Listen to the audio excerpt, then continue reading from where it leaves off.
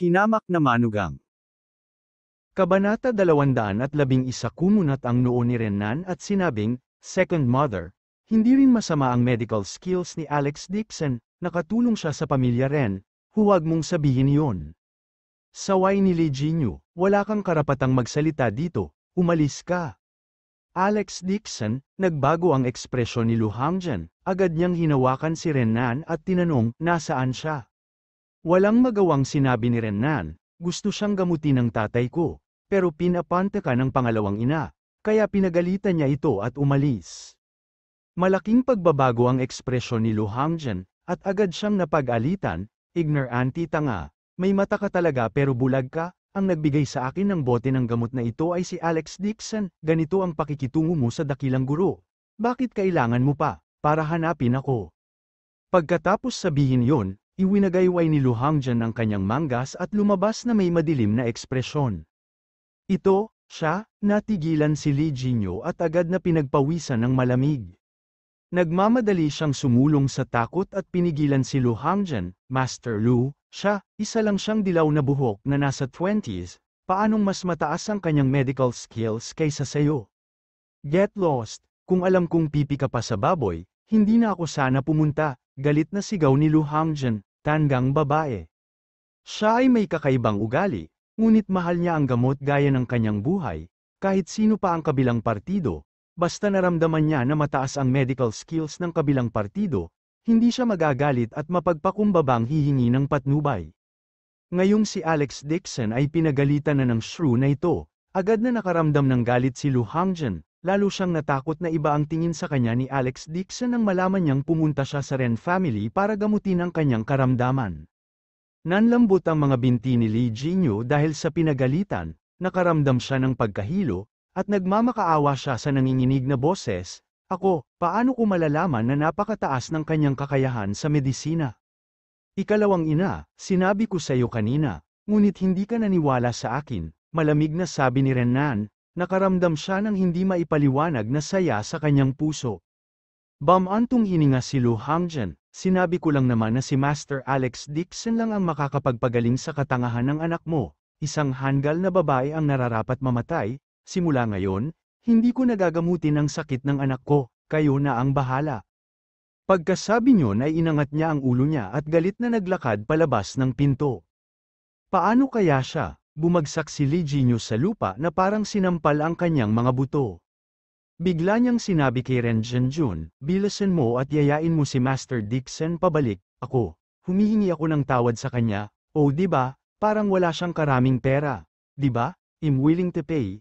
Kahit gaano karaming pera ang babayaran ko, basta't mapapagaling nito ang sakit ni Fenger. Malamig na sinabi ni Renan, ikalawang ina, hindi nagkukulang ng pera si Master Dixon. Natigilan din si Ren Zhenjun. Pagkatapos niyang mabawi ang kanyang sentido, galit niyang sinipa si Lee Jinyu. Ang bastos mo kay Master Dixon, hiniling ko sa iyo na humingi ng tawad sa kanya. Ngunit tumanggi kang makinig, ngayon, ang pagnanais na bumalik siya at gamutin si Fenger ay mas mahirap kaysa sa pag-akyat sa langit. Ako, hindi ko alam, kasalanan ko, nagkamali ako. Bumagsak si Lee Jinyu sa lupa matapos sipin, hindi na siya kamukha ng babaeng na-splash niya kahapon. Umiiyak siya sa panghihinayang. Kung alam niyang pambihira ang husay ni Alex Dixon sa medisina, hindi siya maglalakas loob na palitan siya. Tumingin si Ren Zhenjun sa kanyang anak, siya ay labis na nayayamot at nanghihinayang, mabangis niyang saway, bulag talaga ako para magpakasal sa isang shrew na katulad mo, magsisimula ka na sa bahay at i-freeze mo ang bank card sa kamay mo. Kung maglakas loob kang lumabas at gumawa ulit ng eksena, pagkatapos ay mawala ka sa loob ng tahanan ko. Galit talaga siya, ang shrew na ito ay sinaktan si Alex Dixon, sinira lang niya ang pundasyon ng Ren family. Kung hindi niya nilinis ang kalat, malamang na masisira ang Ren family ng mga kamay niya. Dad, ano ang dapat nating gawin ngayon? Tanong ni Renan. Isang mahabang buntong hininga ang pinakawalan ni Ren Zhenjun at sinabing, maghanda ka ng isang mapagbigay na regalo para kay Master Dixon para humingi ng tawad, huwag mo munang banggitin ang tungkol sa paggamot ni Fenger sa ngayon, kasalanan natin ang lahat, hintayin muna natin na kumalma si Master Dixon. Ang kanyang asawa ay nagkaroon ng lahat ng uri ng mga insulto kay Alex Dixon, ngunit si Alex Dixon ay hindi sumiklab sa lugar. Iyon ay nagbibigay ng mukha kay Renan. Kung talagang pinagkakaguluhan niya ito, ang Ren family ay nasa malaking problema. Tungkol naman sa paggagamot sa sakit ng kanyang anak, hindi na siya naglakas loob na banggitin pa ito. Nagsisi si Lee Jinyo sa kanyang ginawa, napaupo siya sa lupa at umiyak ng malakas. Ako ang nanakit kay Fenger, naiinis na sulyap sa kanya ni Ren Junjun at tinawag ang kanyang mga bodyguard. Dalhin niyo siya sa likod bahay, kung wala ang utos ko, huwag niyo siyang palabasin, kung gagawa pa siya ng eksena, ihagis mo siya sa kalye at huwag siyang papasukin sa pintuan ng Ren family. Mabilis na pumunta ang dalawang bodyguard, isa sa kaliwa at isa sa kanan, hinawakan ang braso ni Lee Jinyu at kinaladkad palabas ng pinto. Ren Junjun, hindi mo ito magagawa sa akin, ang mukha ni Lee Jinyu ay natatakpan ng uhog, at ang kanyang mga mata ay puno ng luha habang siya ay sumisigaw. Bigyan mo siya ng isang sampal at tumahimik siya, sabi ni Ren Junjun sa malamig na boses. Sapat na sa kanya ang tusong ito, ngunit tiniis niya ang lahat para sa kapakanan ng kanyang pamilya at kaunlaran ng mundo. Ngayon, sinaktan ng shrew na ito si Alex Dixon, at sinaktan din ang kanyang anak na si Ren Feng, ayaw na niyang magparaya pa. Gayunpaman, hindi niya masisisi ang sinuman sa lahat ng ito, masisisi lang niya ang sarili niya sa pagiging mahina niya. For Renan's sake, buti na lang at hindi siya naghiganti sa Ren family, paano pa kaya ang mukha niya para anyayahan si Alex Dixon na gamutin ang kanyang anak. Saglit na nag-alinlangan ang isa sa mga bodyguard bago marahas na sinampal ang mukha ni Lee Jinyu. Nag-init ang mukha ni Lee Jinyu sa sakit, nagpumiglas siya at sumigaw, maglakas loob kang saktan ako. Dalawang sampal pa, gustong mag-tantrum ni Lee Jinyu, ngunit isa pang dosenang sampal ang dumapo sa kanyang mukha, dahilan upang hindi siya makasigaw. Magulo ang buhok niya at umagos ang dugo sa gilid ng bibig niya, wala na siyang kayabangan, umiyak siya ng malakas at kinaladkad palabas ng bahay. Si Ren Junjun ay tila may edad na 10 taon, bumantong hininga siya at tumingala kay Renan. I used to treat you as an outsider, pero ngayon, parang nagkamali ako, Master Dixon's Pharmaceutical Factory, you have to pay any price to repair it, the future of Ren family will depend on you. Bumantong hininga si Renan sa kanyang puso at magalang na sinabi, Itay, ito ang dapat gawin ng mga anak. Saglit na nag-isip si Ren Junjun at sinabing, gayon din, ang posisyon ng chairman ng Haicheng Chamber of Commerce ay ililipat kay Master Dixon. Mula ngayon, ang mundo ng negosyo ng Haicheng ay makikinig kay Master Dixon ng mag-isa. Ama, huminga ng malalim si Renan, hindi niya inaasahan na ang kanyang ama ay handang magbayad ng ganoong halaga para ipahayag ang kanyang kasalanan. Ang chairman ng Chamber of Commerce ay hindi lamang isang titulo, ngunit higit sa lahat, ang mga hinaharap na maaaring dalhin ng posisyon na ito. Matagal bago mabawi ni Renan ang kanyang sentido, walang pagkaantala, kinuha niya ang paglabas na gawa sa purong ginto at umalis. Kinabukasan, personal na nagmaneho si Lee Tailei sa Guanhai Pavilion kasama si Alex Dixon. Ang Haicheng ay matatagpuan sa bakanan ng karagatan, at ang tubig ng ilog ay umaagos sa karagatan. Bawat taon, magkakaroon ng malaking pagtaas ng tubig na umaakit sa mga turista na pumunta at manunood. Ito ay isang kamanghamanghang tanawin. Ngayon na ang oras upang panoorin ang tide, ang lahat ng mga restaurant at hotel sa dalampasigan ay puno ng mga tao. Ang Guanhai Pavilion ang pinakamarangyang restaurant dito, kahit na ang presyo ay ang pinakamahal, ang pasukan ay napakatahimik. Hindi sa karaniwang walang bisitang tumutuloy, ngunit ito ay nabook ng mayayamang Nanguang Merchant Union para sa isang piging. Ang piging na ito ay nag-imbita ng 7 tagapangulo mula sa mga pangunahing lungsod na nagpupulong sa ika-5 palapag upang panuorin ang pagtaas ng tubig. Ang iba sa mga hindi importanteng miyembro ay kumakain sa ibaba at nagpapalitan ng pagkakataon sa negosyo. Bagamat mayaman si Lee Tailei, wala siyang makapangyarihang background ng pamilya, kaya si Ren Junjun ang chairman ng Haicheng Chamber of Commerce. Gayunpaman, hindi siya dumating ngayon, alam niyang dadalo si Alex Dixon sa handaan, kaya hiniling niya kay Renan na ipinasa kay Alex Dixon ang certificate ng chairman. Pagdating sa Guanhai's Pavilion, binati ni Lee Tailei ang lahat, pagkatapos ay dinala si Alex Dixon sa ikalimang palapag. Malawak ang bulwagan sa ikalimang palapag, at walang bintana mula sa sahig hanggang kisame, sa halip, diretso itong nakaharap sa dagat. Sa di kalayuan, ang langit at dagat ay isang kulay, napakaganda at malawak. Umupo ang 5 tao sa tabi ng mesa sa tabi ng rehas, lahat sila ay may kakaibang tindig, isang tingin at masasabi na sila ay matagumpay na tao. Ang 5 taong ito ay ang mga pangunahing tauhan ng Nanguang Merchant Union, gayon din ang mga tagapangulo ng mga pangunahing lungsod. Nauna nang tumawag si Lee Tailei at sinabi sa kanila na ihahatid niya si Alex Dixon.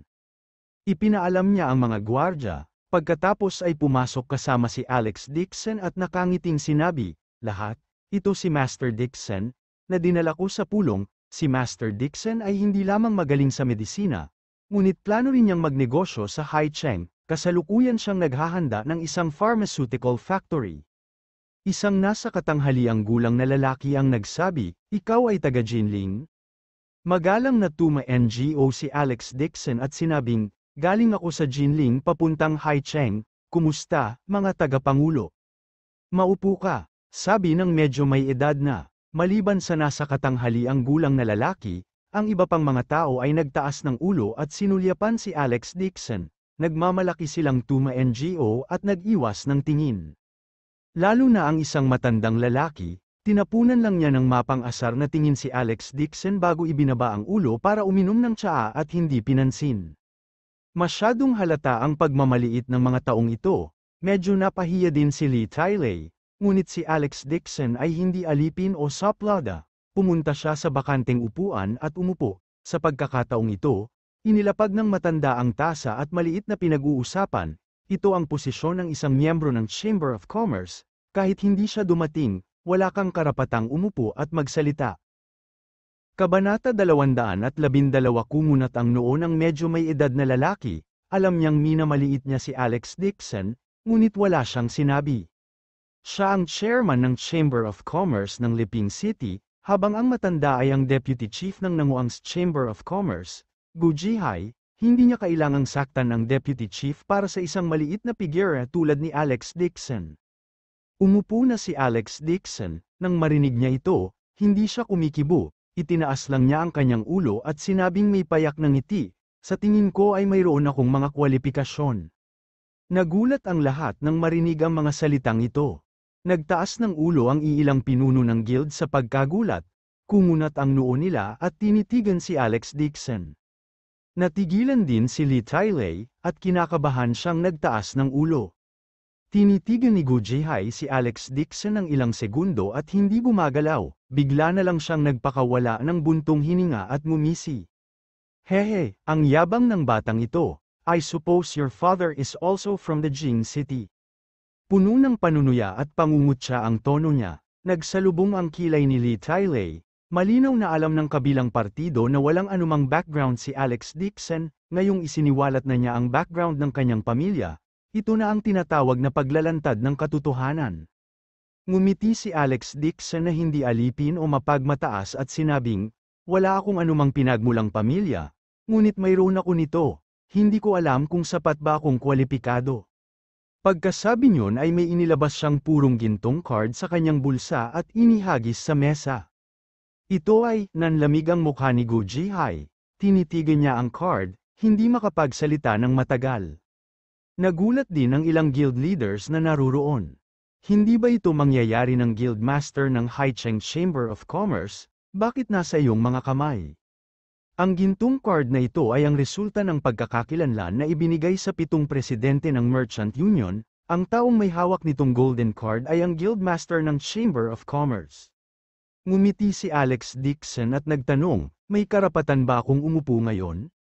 Bago siya dumating sa Merchant Union, personal na lumapit sa kanya si Renan at iniabot sa kanya ang golden card na nasa presidente ng Haicheng Chamber of Commerce. Nais daw niyang ipahayag ang paghingi ng tawad sa pamilya Ren. Inalis ni Ren Zhenjun ang kanyang posisyon bilang chairman ng Haicheng Chamber of Commerce at ipinasa ito kay Alex Dixon. Nagpadala rin siya ng liham para ipaalam sa lahat ng miyembro ng Haicheng Chamber of Commerce. Gayunpaman, ang bagay ay nangyari nang biglaan na si Lee Tylay ay sinasamahan si Alex Dixon sa lahat ng oras na ito. Wala siyang oras para basahin ang email, kaya hindi niya alam ang tungkol dito. Napatulala ang grupo ng mga tao, tahimik ang buong silid, at ang lahat ng kanilang mga mata ay nagkokontento sa gintong card sa mesa. Laking gulat ni Lee Tylay na nakabukas ang bibig. Hindi niya akalain na ibibigay ng Ren family ang posisyon ng chairman ng Haicheng Chamber of Commerce sa kanya para magtagumpay si Alex Dixon. Ang chairman ng Haicheng Chamber of Commerce ay nagkaroon ng maraming tagumpay. Maaari rin niyang tipunin ang lahat ng tao sa mundo ng negosyo sa Haicheng anumang oras. Mukhang nag-effort ang Ren family para pasayahin si Alex Dixon. Natigilan si Gu Jihai saglit.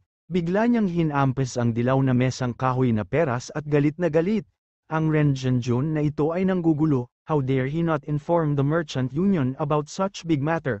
Lihim niyang inilipat ito sa ibang tao. Umubo si Lee Tylay at sinabing Vice Leader, may karapatan ang merchant union na piliin ang chambers of commerce ng bawat lungsod ay may kanya-kanyang, hindi makikialam ang merchant union sa halalan ng mga chairman ng bawat lungsod. Ang isang batang may dilaw na buhok na tulad niya ay kwalipikadong maging chairman ng Haicheng, galit na sabi ni Gu Jihai. Siya ang vice-presidente ng Merchant Union, at ang pamilyang Guo ay isa sa pinakamahusay sa buong rehiyon ng Nanguang.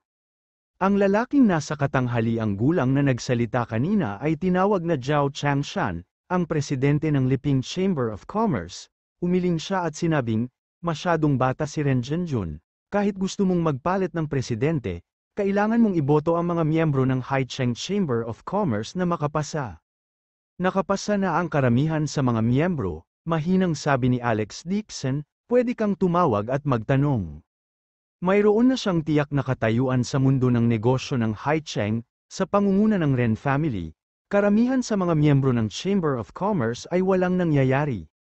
Bumalik sa katinoan si Lee Tylay at mabilis na sinabi, miyembro rin ako ng Haicheng Chamber of Commerce, sumasang-ayon ako na si Master Dixon ang magiging chairman. Madilim ang mukha ni Gu Jihai, inutusan niya ang kanyang sekretarya na gumawa ng ilang mga tawag sa telepono upang magtanong, matapos makuha ang sagot na pumayag ang kabilang partido na ihalal si Alex Dixon, lalong pumangit ang mukha nito. Bigla siyang tumayo at sumengot ng malamig. Maling gamot ang ininom ni Ren Zhenjun at itinulak niya ang lahat ng triad at tributarista sa posisyon ng presidente, baliw siya. Pero malay pa rin ako, dahil gusto mong umupo dito. Kung gayon ay magagawa mo ang lahat ng gusto mo, ako, Gu, ay huwag na huwag kang makikipag-deskmate sa ganyang kalaswa. Pagkatapos sabihin yun, tumayo si Gu Jihai at lumabas ng pinto.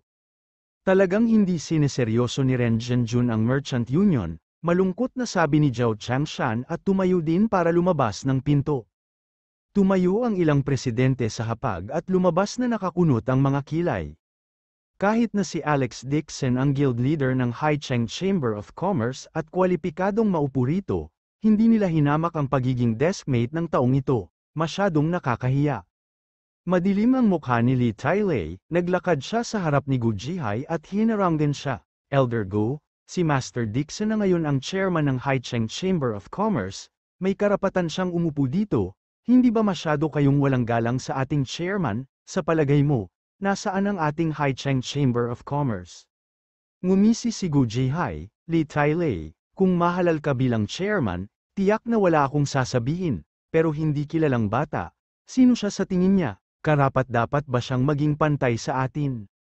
Naging matigas ang mga mata ni Lee Tylay at malamig na sinabi niya, Gu Jihai, mangyaring maging magalang, iginagalang kita bilang Deputy Chief ng Chamber of Commerce, si Master Dixon ang presidente ng Haicheng, pakiusap, ipakita mo sa kanya ang paggalang, kung hindi, maghahanap ka sa buong mundo ng negosyo ng Haicheng. Lee Tylay, parang nabaliw ka na rin, nagalit si Gu Jihai, itinuro niya si Alex Dixon at sinabing, sabihin mo, isa lang siyang dilaw na buhok, anong karapatan niyang maging presidente ng Haicheng Chamber of Commerce, kung gusto mong kumain ako ng walang katulad niya, matatawa ako hanggang malaglag ang ngipin ko. Ni Zhao Changshan sa walang malasakit na tono, Lee Tylay, ang Haicheng mo ang lumabag sa mga patakaran at tinatreto ang lahat ng hindi ka mag-anak bilang chairman, kaysa sa 3 bilyong halaga ng mga asset, kung hindi, hindi ka sumasali. 3 billion lang naman, hindi mahirap, nakangiting sabi ni Alex Dixon. Tumawa si Gu Jihai sa galit, sige, pagkatapos ay mangyaring kumuha ng 3 bilyong cash sa lugar, kung hindi, lumabas ka sa Guanhai Pavilion at huwag nang pumasok sa Merchant Union muli. Ang yabang talaga nitong brat na dilaw ang buhok. Noong una, pinaplano niyang bigyan ng mukha si Li Tailei at hayaan ang taong ito na maupo sa ibaba, sinong mag-aakala na sobrang yabang ng ugali niya. Sinadya niyang i-emphasize ang salitang cash dahil alam niyang hindi ito mailalabas ni Alex Dixon. Ang ilang mga pinuno ng guild ay nagsiwalat ng hitsura ng paghamak, hindi sila naniwala na si Alex Dixon ay may karaming pera. Bagamat hindi sila ng 1 bilyon, karamihan sa kanila ay mga fixed asset, imposible rin para sa kanila na kumuha ng 3 bilyong liquid asset ng sabay-sabay. At napakabata pa ni Alex Dixon, kahit na siya ay isang rich kid o isang junior ng isang pamilya, ang mga matatanda ng pamilya ay hindi magbibigay sa kanya ng gayon karaming pera. Isa pa, sa kanyang pananamit, hindi siya mukhang young master mula sa isang mayamang pamilya.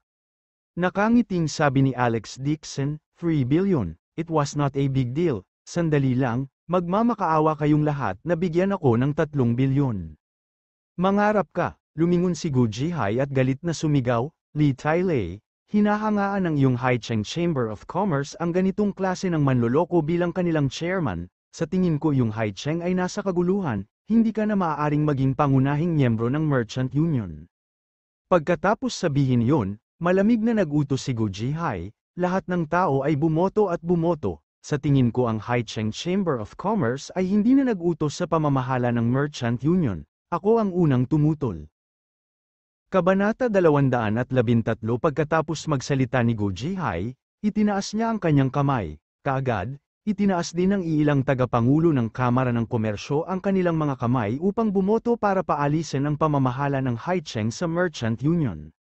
Ang isang mababang antas na figure tulad ni Alex Dixon ay hindi karapat-dapat na iugnay sa kanila.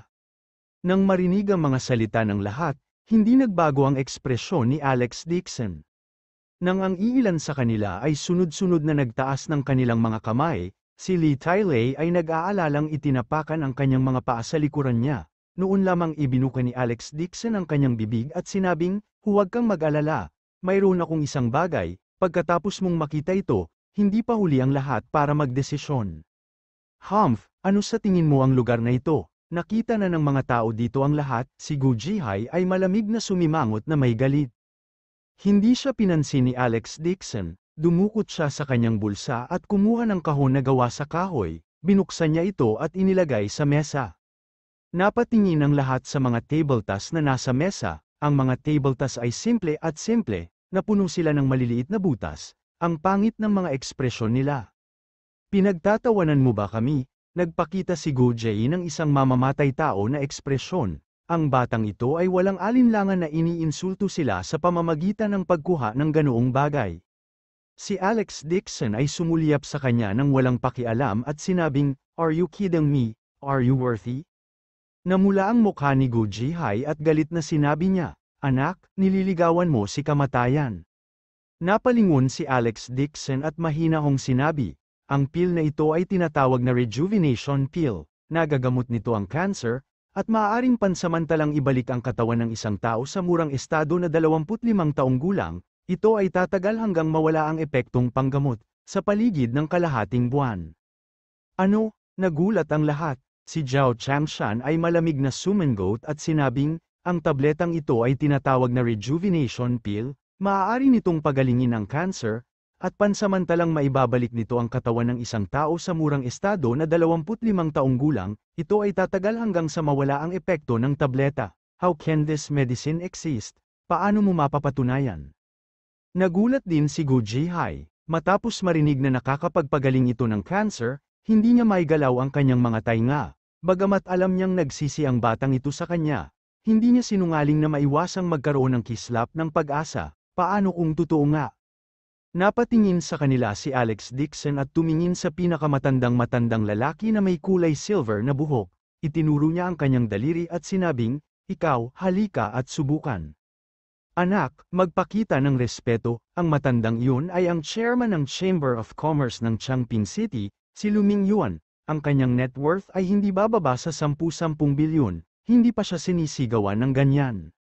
Pinisil ni Alex Dixon ang kaunting medicinal paste mula sa revival pill, hindi man lang siya nagtaas ng ulo at sinabing, makakahanap ako ng matandang kahit saan, kung patuloy kang magsalita ng walang kaparekon, mawawalan ka ng karapatang bilhin ito. Pag-isipan mo muna ito bago magbulalas.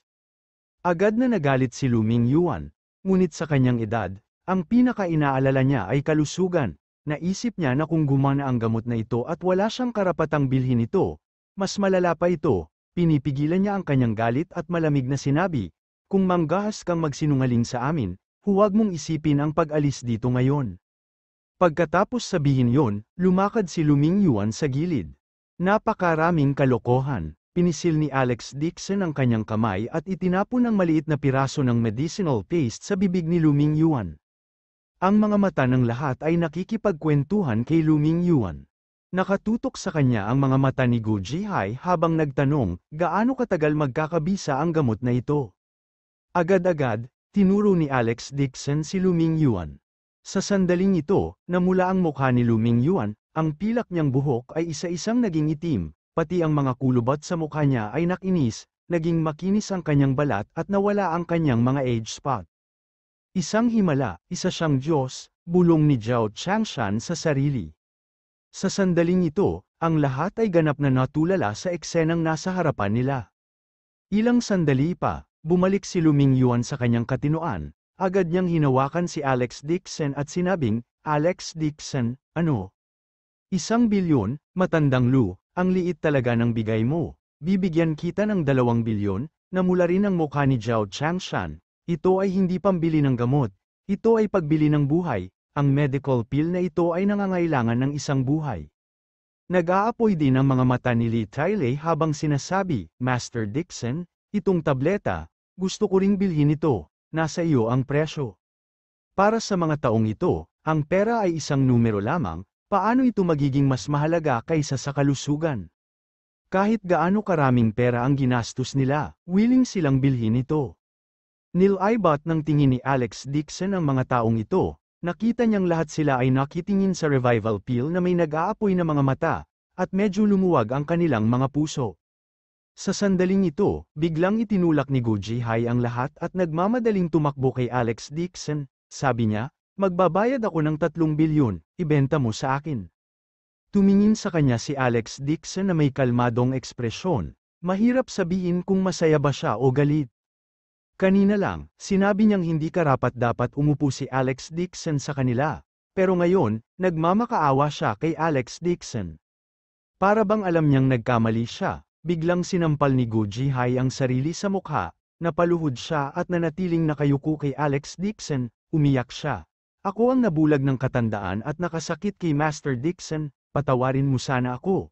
Ngunit kailangan mong ibenta sa akin ang gamot, gaano man ang halaga nito, si Master Dixon ay magbibid sa sarili, hanggat kaya ko, itong bilhin, kahit ibigay ko sa iyo ang bahagi ng ari-arian ng pamilya Gu, wala akong sasabihin. Si Zhao Changshan at ang iba ay ganap na natulala nang makita nila ang eksenang ito. Bumulong pa si Lu Mingyuan, Alliance Master Gu, ikaw, hindi mo kailangang gawin ito, tama? Masyadong matindi ang pagganap ni Gu Jihai, kahit na para kumita, hindi naman kailangang lumuhad kay Alex Dixon, di ba? Nagpakawala ng mahabang buntong hininga si Gu Jihai at sinabing, hindi ko ito itatago sa lahat, wala na akong maraming oras pa. Ano, nagulat ang lahat, na-diagnose na ang pancreatic cancer ko, middle and late stage. Sa panahon na ito, nagpapagamot na ako sa ibang bansa, pero sabi sa akin ng doktor, 8 months lang ako mabubuhay. This time, the reason why gusto kong ilabas ang Luminous Moonstone, gusto ko ring gamitin ang mahiwagang bagay na ito para makilala sa kanila sa mga pambihirang tao, lahat. Nakikiusap ako sa iyo, bigyan mo ako ng paraan, sabi ni Gu Jihai. Tumulo na ang mga luha sa kanyang mga mata, at patuloy siyang nagmamakaawa sa karamihan. Walang sino man ang maaaring baliwalain ang kanilang buhay, ito ay totoo lalo na para sa isang mayamang tulad niya, na alam kung gaano kahalaga ang buhay bago siya mamatay. Saglit na nag-alinlangan si Zhao Changshan, pagkatapos ay bumuntong hininga at sinabing, tumigil na ako, ayoko nang makipag-away. Ang iba pang pinuno ng guild ay nagpahayag din ng kanilang mga saloobin, pagkatapos ng lahat, naghihintay si Gu Jihai na iligtas ang kanyang buhay. Kung ninakawan nila siya ngayon, ito ay isang mahusay na buhay at kamatayang sama ng loob. Salamat, lahat, labis ang pasasalamat ni Gu Jihai. Nanatili siyang nagkawtaw sa lahat, iniwasan siya ng lahat, hindi nangangahas na tanggapin ang kanyang pana. Tanging si Alex Dixon lang ang nakatayo sa harapan niya at tinanggap ang kanyang kawtaw. Pagkatapos magnilay-nilay, sinabi ni Alex Dixon, sige, ibibigay ko ito sa iyo. Gayunpaman, ang pera ay walang kabuluhan sa akin, gusto ko ang moonstone sa iyong kamay. Nakahinga ng maluwag si Gu Jihai nang marinig niyang sumang-ayon si Alex Dixon. Kinuha niya ang kahoy na kahon, lumuhad at sinabing, lumuhad at pasalamatan si Master Dixon sa kanyang dakilang kabaitan. Tiningnan niya ang kalmadong ekspresyon sa mukha ni Alex Dixon, nakaramdam ng labis na kahihiyan si Gu Jihai sa kanyang puso.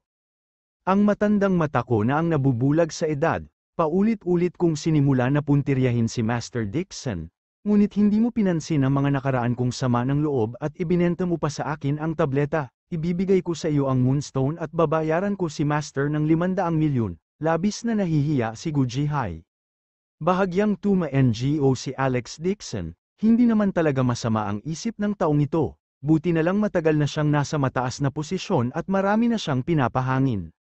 Huwag kang mag-alala tungkol dito, hindi ko ito isinasa puso, sabi ni Alex Dixon. Lalong namula ang mukha ni Gu Jihai. Kinuha niya ang moonstone at ibinigay kay Alex Dixon bago magalang na sinabi, si Master Dixon ay isang mapagbigay na tao, ikaw ay tunay na isang batang talento, ako, si Gu Jihai, ay nagpasya na ikaw ang aking benefactor, kung may mangyari, sa hinaharap, ako, Go, ay hindi tatanggi sa iyo. Kinuha ni Alex Dixon ang luminous moonstone at naramdaman ito saglit. Wala siyang naramdamang gumagalaw na chi sa loob nito kaya itinago niya ito nang hindi nagsisiwalat ng anuman. Binalak niyang pag-aralan ito pagbalik niya. Matapos gawin ang lahat ng ito, sinabi ni Alex Dixon, ang dahilan kung bakit ako pumunta sa inyong handaan sa pagkakataong ito ay dahil mayroon pa akong isang bagay na kailangan ko ng tulong mo. Kabanata 214 Master Dixon, kung may kailangan ka, sabihin mo lang sa akin. Galit pa rin si Luming Yuan na hindi niya ininom ang tableta. Ngumiti siya at sinabing, pero, isa lang ba talaga sa mga ito, kung mayroon ka pa, handa akong gumastos ng malaking pera para mabili ito. Ang kanyang mga salita ay naiisip din ng ibang mga pinuno, napatingin silang lahat kay Alex Dixon. Ang gayong banal na gamot ay isang bagay na maaari lamang nilang hilingin. Ang gusto kong pag-usapan ay may kaugnayan din sa bagay na ito. Nagtaas ng ulo si Alex Dixon, ang revival pill na pinino ko ay talagang hindi madaling gawin, at imposible rin na mass-produce ito, ngunit ang isang tableta na may katulad na epekto sa gamot, hanggat ang mga sangkap ng gamot ay nasa lugar at ang pamamaraan ay mahigpit, maaari itong mass-produced. Gayunpaman, ang nakapagpapagaling na epekto ay 5% lamang ng revival pill. Nadismaya si Luming Yuan noong una, ngunit pagkatapos ay nagtaas siya ng ulo dahil sa pagtataka. Ang pill na yun ngayon ay karaniwang isang immortal pill, hindi katakataka na isa lang sa mundo. Upang makagawa ng isang tableta na may nakapagpapagaling na epekto na 5%, ito ay lubos na sapat para sa isang ordinaryong tao na ubusin ito. Kung ang isang tao ay umiinom ng tableta sa loob ng mahabang panahon, maaari rin itong pahabain ang buhay ng isang tao. Nagmamadali niyang sinabi, Master Dixon, hindi problema ang mga halamang gamot, kakayanin ng Luna ito ang lahat.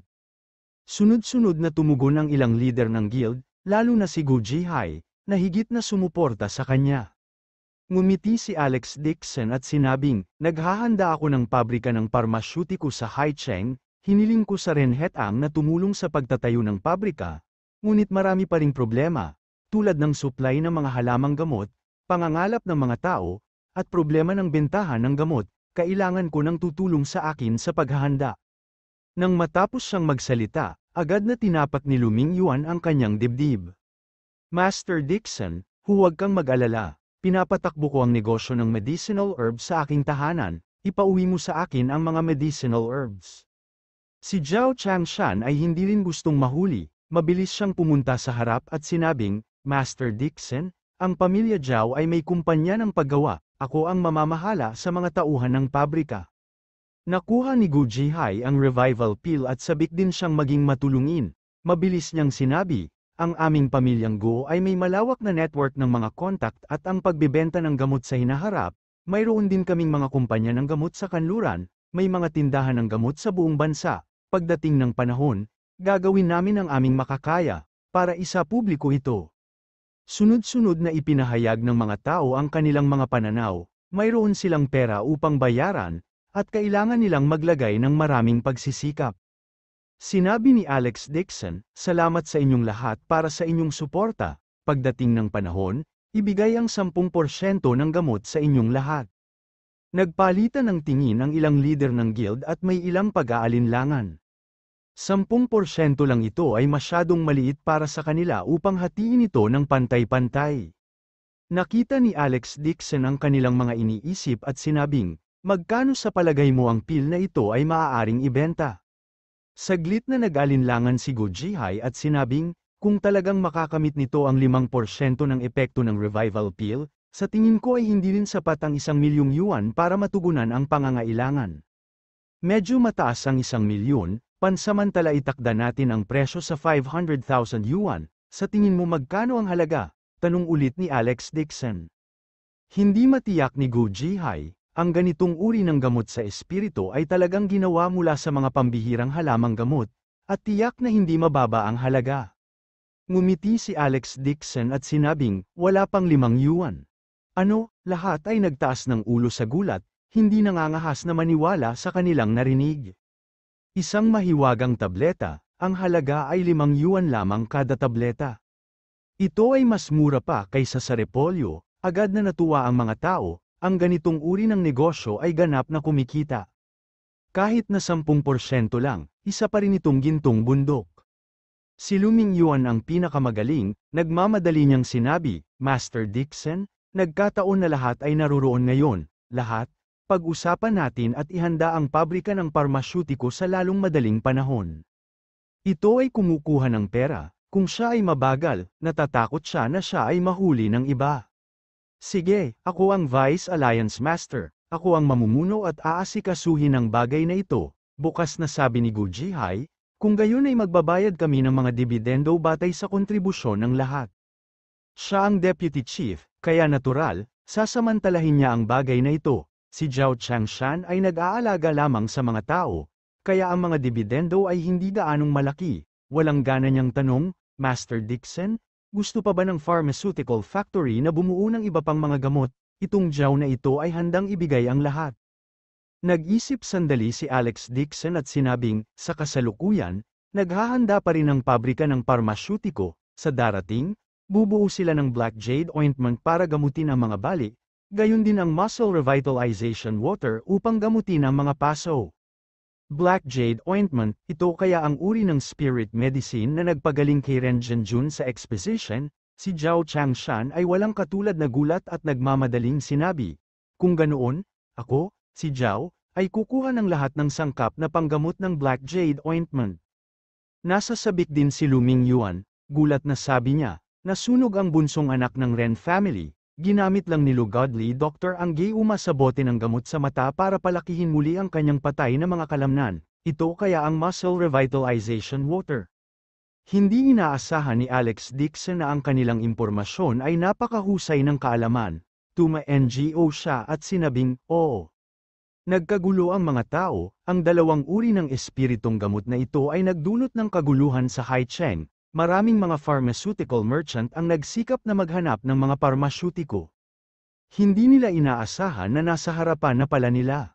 Agad na sinabi ni Luming Yuan na tuwang-tuwa, ang mga halamang gamot at lakas tao para sa muscle revitalizing water, itong si Lu ay ganap na may pananagutan dito. Ang natitirang mga pinuno ng guild ay isang hakbang sa likod at nagmamadaling pinisil sa gilid ni Alex Dixon, nagtatanong kung mayroon pang ibang halamang gamot. Uminom si Alex Dixon ng isang subo ng tsaa at sinabing, huwag magmamadali, marami pa ring halamang gamot, lahat ay may bahagi. Nang marinig nila na lahat ay may kaati, lahat sila ay ngumiti at sinubukang paboran si Alex Dixon. Nagpaplano si Luming Yuan sa kanyang puso, kinuha niya ang mga sangkap na panggamot para sa muscle revitalizing water, kaya natural na mayroon siyang medicinal formula. Kung lahat ng gamot na ito ay kumikita, maaari rin siyang magbukas ng isang pabrika ng parmasyutiko na may formula ng gamot, hindi ba niya kayang i-monopolize ang tubo? Hindi lang siya, kumikislap din ang mga mata ng dalawa, bawat isa sa kanila ay may kanya-kanyang lihim na motibo. Sa ilalim ng mabibigat na nasa labas, sino ang hindi matutukso? Gumalaw ang puso ni Luming Yuan, at ngumiti siya ng paumanhin, Master Dixon, kailangan din ng oras para ihanda ang mga sangkap na panggamot? Maaari mo bang sabihin sa amin kung anong mga sangkap at dosis ng gamot ang kailangan para punuin ang gamot? Kumuha si Alex Dixon ng 2 pirasong papel at ibinigay kay Lee Tylay para ipamahagi. Narito na ang Race 8 ng Black Jade Ointment at Rejuvenation Pill. Hindi inaasahan ni Luming Yuan na hindi siya handa, natuwa siya at mabilis na kinuha ang 2 formula. President Lu, mabilis mo silang naaga, ngumuso si Gu Jihai. Gusto mo bang kunin ang lahat para sa iyong sarili? Nagalit si Luming Yuan na inilantad niya, ngunit sinabi niya, ginagamit ko lang ito para ihanda ang mga halamang gamot. Hanggat nakuha niya ang medicinal formula, ito ay katumbas ng paghawak ng isang gintong bundok sa kanyang kamay. Bakit kailangan niyang ibigay ang 70% kay Alex Dixon? Tumingin sa kanya si Lee Tylay na may maningning na mga mata at nagbanta sa malamig na boses, Tagapangulo Lu, ipinapayo ko sa iyo na huwag magkaroon ng anumang ideya tungkol sa Race 8. Ganyan ba akong tao? May kumpiyansa na sinabi ni Luming Yuan, ngunit sa kanyang puso, nagalit siya na nakikialam kay Lee Tylay. Tumayo si Alex Dixon at ngumiti, tapos nanlamig ang mukha niya, mga pinuno ng guild, ang mga formula ng gamot na ito ay hindi karapat-dapat na banggitin sa aking mga mata, ngunit kung ang isang tao ay may anumang masasamang ideya, mas mabuting timbangin mo muna ang iyong sarili, kung mayroon kang sapat na timbang o wala upang labanan ako. Tumayo siya, kumuha ng isang tasa ng tsaa, lumakad sa rehas, at casual na nagbuhos ng tsaa sa labas ng bintana. Kasabay ng pagtilamsik ng tsaa sa hangin, bigla itong naging ambon at lumikha ng isang ipoipo. Sa loob lamang ng ilang segundo, lumaki ang mga ipoipo, na nagdulot ng kaguluhan sa tubig dagat, isang napakalaking whirlpool ang aktwal na lumitaw sa ibabaw ng dagat. Ang buhawi ay parang isang malaking dragon, umiikot sa hangin kasama ng tubig dagat. Ang kaninang maliwanag na kalangitan ay agad na natabunan ng maitim na ulap, at umihip ang marahas na hangin, ang kidlat na parang ahas na pilak ay tumagos sa mga ulap, na parang biglang nagdilim ang langit, laking gulat nila kaya natulala sila, nanginginig silang lahat at hindi naglakas loob na kumurap, ang ganitong kababalaghan ng langit at lupa, maaaring si Alex Dixon ang may gawa nito. Kabanata 215 Malamig na sigaw ni Alex Dixon at itinulak ang mga kamay palabas ng rehas. Bumangon ka, sa kanyang utos, isang malaking alon ng taas ng 12 dosenang metro mula sa dagat sa di kalayuan, para itong puting batis, na dumadaloy patungo sa dalampasigan. Papalapit ng papalapit ang malalaking alon, at umiiip ang malakas na hangin. Sa ulap, may malabong hugis ng isang higanteng water dragon, napakabangis nito, na para bang maaari nitong lamunin ng mga tao anumang oras. Ito ay ang tubig, nagkaroon ng isang pagsabog ng tagay na nagmumula sa ibaba, at ang mga tao ay kumukulo. Naramdaman ng ilang tao sa tuktok ng gusali ni Guanhai na nanghina ang kanilang mga paa, at halos hindi sila makatayo ng tuwid. Isang malaking bugso ng hangin na may matubig na ambon ang nagpabaligtad sa mga mesa at upuan, ang iilan sa kanila ay hindi makahawak ng mahigpit sa rehas, at saka lang nila naiwasang masabugan sa ibaba. Sa gitna ng mabangis na hangin, hindi kumikibo si Alex Dixon, kalmado siyang tumalikod at casual na inihagis ang walang laman na tasa sa kamay sa mesa. Tumingin si Gu Jihai at biglang napaluhod, nang makita ng ibang guild leaders ang teacup, lumuhad din sila sa lupa sa takot. May nakaguhit na dragon sa ibabaw ng tasa ng porselana, ito ay eksaktong kapareho ng higanteng dragon ng tubig sa ibabaw ng dagat. Ang dragon ng tubig ay bumulong mula sa ibabaw ng dagat, na may dalang malaking alon na tila isang malaking pader, na naglalabas ng maringal na aura. Ito ay isang himala, naduraj ang puso ni Gu Jihai at nabigla siya na hindi siya makapagsalita, bumagsak siya sa lupa ng malalim. Gulat na gulat din ang iba kaya hindi sila makahinga, lumuhad sila sa lupa at hindi na makabangon. Kahit na nakita ni Lee Tailei si Alex Dixon na gumamit ng Heaven Thunder, nabigla pa rin siya sa pader ng tubig, hindi niya maiwasang lumuhad sa lupa at bumulong. Master Dixon, isa kang tunay na Diyos sa mundong ito. Ang dragon ng tubig ay umungal at umikot sa itaas ng karagatan sa harap ng Guanhai Tower, isang malakas na hangin ang umihip, si Alex Dixon ay tumayo ng matangkad, nakatingin sa lahat ng nabubuhay na nilalang. Bahagya niyang ikinaway ang kanyang kamay, maghiwa-hiwalay. Ang water dragon na umaaligid sa ere ay biglang nagtaas ng dragon claw sa kanya, pagkatapos yumuko, ito ay naging ambon at nahulog mula sa langit. Parang biglang bumagyo, pagkatapos ay naghiwa-hiwalay ang mga ulap at muling sumikat ang araw. Ang iilan sa kanila ay lumuhad sa lupa, walang lakas ng loob na bumangon.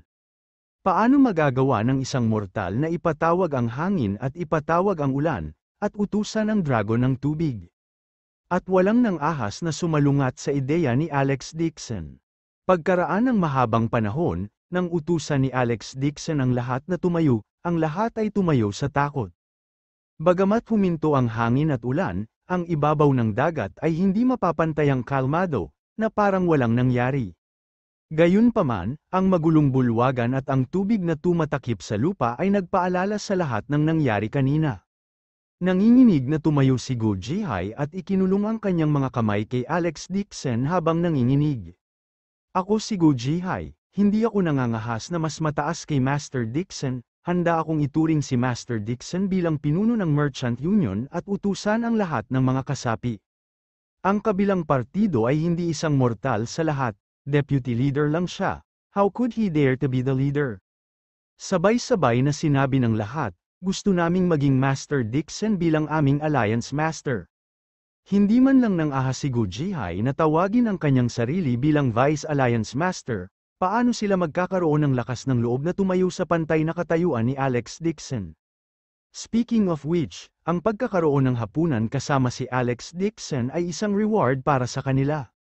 Mukha namang kalmado si Alex Dixon, hindi siya interesado sa leader ng alyansa ng Merchant Union, ngunit dahil ang ilang taong ito ay sumuko sa kanya, sinabi niya, sa darating, kapag wala ako sa Haicheng, si Lee Tailei at Gu Jihai ang bahala sa affairs of the Merchant Union, mayroon ka bang anumang oras? Paano sila maglakas loob na tumanggi? Lahat sila ay tuma-NGO. Tuwang-tuwa si Lee Tailei, noong nakaraan, siya ay isang maliit na figura sa Merchant Union at walang karapatang gumawa ng mga desisyon. Ngayon, siya ang namamahala sa Merchant Union at kapantay ng isang tulad ni Gu Jihai, ang lahat ng ito ay dahil sinunod niya ang tamang tao. Itinaas niya ang kanyang mga kamay bilang pasasalamat kay Alex Dixon, na nagpapahayag ng kanyang pasasalamat. Sa sandaling ito, isang babaeng sekretarya ang kumatok sa pinto at pumasok, sinabi niya kay Gu Jihai, nandito na si Alliance Chief Liu. Tumawag siya at sinabing malapit na siya rito. Si Li Weixian ba? Sumimangot si Lee Tailei, di ba sabi niya hindi siya makakapunta ngayon? Mukhang nahihiya ang mga pinuno, nagkatinginan sila. Bagamat ang 7 presidente ng Merchant Union ay nagkakaisa na pumili ng leader ng alyansa, napili lang si Alex Dixon bilang pinuno ng alyansa, at wala pa silang oras para ipaalam kay Li Weixian. Ang pagdating ni Li Weixian sa kritikal na sandaling ito ay tiyak na magdudulot ng salungatan. Sumuko na si Gu Jihai kay Alex Dixon sa kanyang puso at sinabing, bumaba ako at ipapaliwanag ang sitwasyon kay Li Weixian, mula ngayon, miyembro na lang siya ng Merchant Union, hindi ang leader ng alyansa.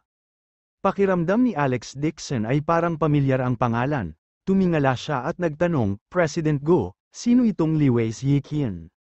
Mabilis na sinabi ni Gu Jihai, Chief Dixon si Li Weixian ay presidente ng Wanfu Group, ang kumpanya ay pangunahing nagpapatakbo ng Western medicine, turismo, real estate, at mga negosyo sa pagkain, siya ang ikatlong anak ng patriarch ng Liwes. Pagkasabi noon ay tila may naisip siya at mabilis na idinagdag, ang branch ng Liwas ay nasa Jinling City, mukhang sila ang nagpapatakbo ng construction company. Liwas pamilya, nagulat si Alex Dixon, hindi niya akalain na ang Liwas family ay magkakaroon ng isang sikat na pinuno ng Merchant Union. Gayunpaman, narinig din niya ang pagbanggit ni Jane Liwas na ang pamilya Liwas ay talagang maunlad at isang malaking angkan. Ang sangay na ito sa lungsod ng Jinling ay maaari lamang ituring na sangay ng pamilya at hindi nararapat na banggitin sa pamilya. Kaya ito ay anak ng patriarka ng Liwas family. Ngumisi si Alex Dixon, tinawag ni Old Lady Liwas ang patriarch, na nagbabalak na humihiling sa kanya na parusahan siya. Hindi niya inaasahan na nagkataon lang na makakabangga niya ito. Pinagmasdan ni Gu Jihai ang ekspresyon ni Alex Dixon at nakitang may mali, bumilis ang tibok ng puso niya. Hindi kaya nagkaroon ng conflict sa pagitan ni Liwas Yiqian at Alex Dixon.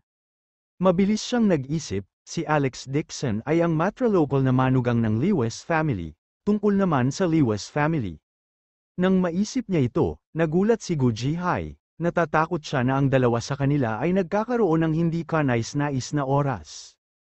Tinitimbang niya ang kanyang mga pagpipilian sa kanyang puso at agad na tumayo sa gilid ni Alex Dixon.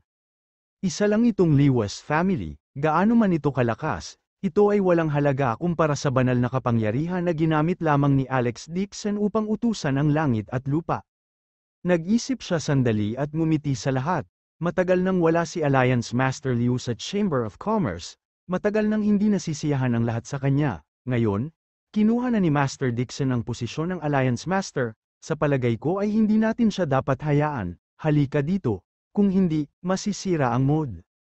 Sa sandaling sinabi yon ni Gu Jihai, sumang-ayon lahat ang ilang pinuno ng guild. Matalino ang lahat, paanong hindi nila makita ang ekspresyon ni Alex Dixon? Higit pa rito, kahit na si Liwas Yiqian ang pinuno ng Merchant Union, matagal na siyang absent, at karamihan sa mga bagay ay pinangasiwaan ni Gu Jihai, nagkaroon din ng negatibong komento ang lahat tungkol sa kanya. Ngunit natatakot silang masaktan ang Liwas family, kaya hindi sila naglakas loob na sabihin ito ng malakas. Pagkatapos ay nagpasyahan na, kinawayan ni Gu Jihai ang kanyang kamay at hinayaan ang babaeng sekretarya na mag-ayos.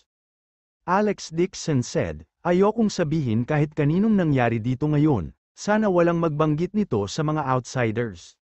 Mabilis na sinabi ni Luming Yuan, tama, si Chief Dixon ay may banal na kapangyarihan, kung malalaman ito ng mga tagalabas, magdudulot ito ng kaguluhan, kung sino man ang maglalakas loob na maglabas ng salita, sila ay mapapatalsik sa Kamara ng Komersyo, sila ay itinuring na mga kaaway ng buong mundo ng negosyo ng Nanguang.